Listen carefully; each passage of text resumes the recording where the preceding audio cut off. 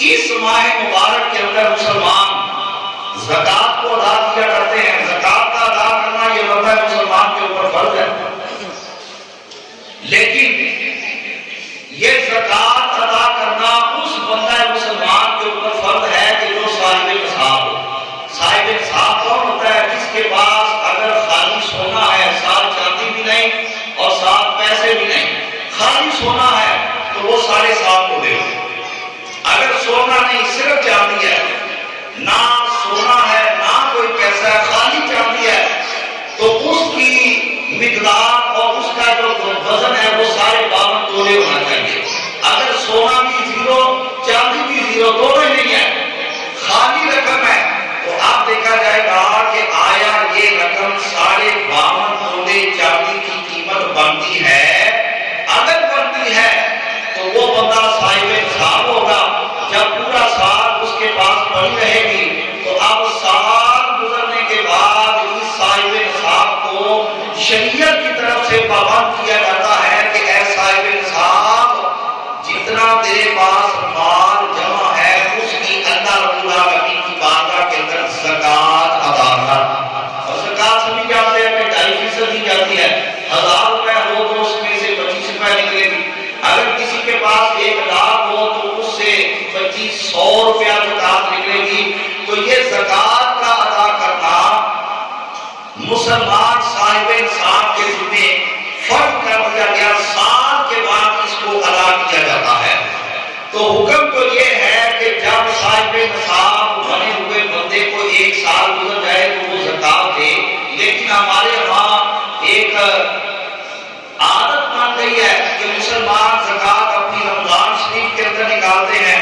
تو میں سمجھتا ہوں کہ یہ آسانی کے لیے مسلمانوں نے اس کام کو شروع کیا ہے.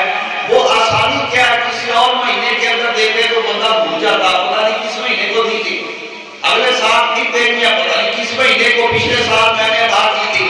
تو یہ ایک نشانی ایسی ہے جس کو بندہ بھولنے نہیں پائے گا.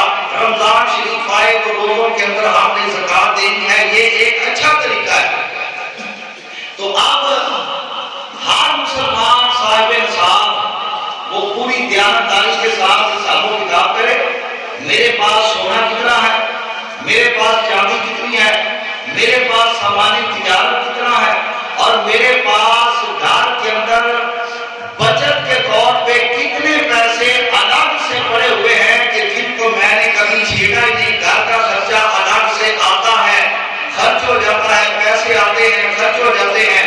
وہ پیسے جو میرے گھر کے اندر محفوظ پڑے ہیں جن کو میں نے کبھی چھیڑا نہیں، اس سب کا حساب لگائے اور پوری دیانتداری کے ساتھ جتنی زکات اس پر بنتی ہے اس زکات کو ادا کرے.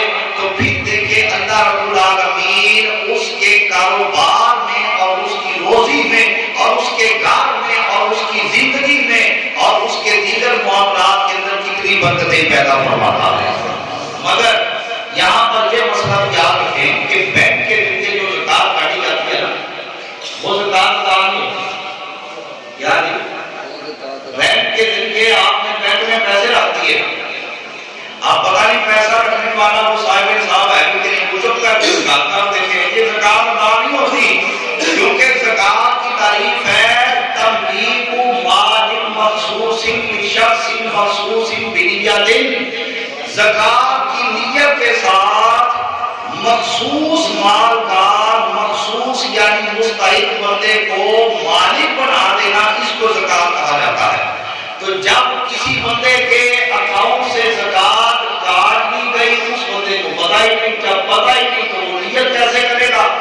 اور دوسرے نمبر پر وہ خرچ ہوتی ہے کن پر؟ وزیروں پر، مشیروں پر، جو بڑے بڑے عہدوں کے اوپر فائد ہے، یعنی جن کے چھوٹے چھوٹے بچے لینڈ کروڑوں کے علاوہ اور ہیلی کاپٹروں ہوائی جہازوں کے علاوہ سفر ہی نہیں کرتے. ان لوگوں پر جب زکات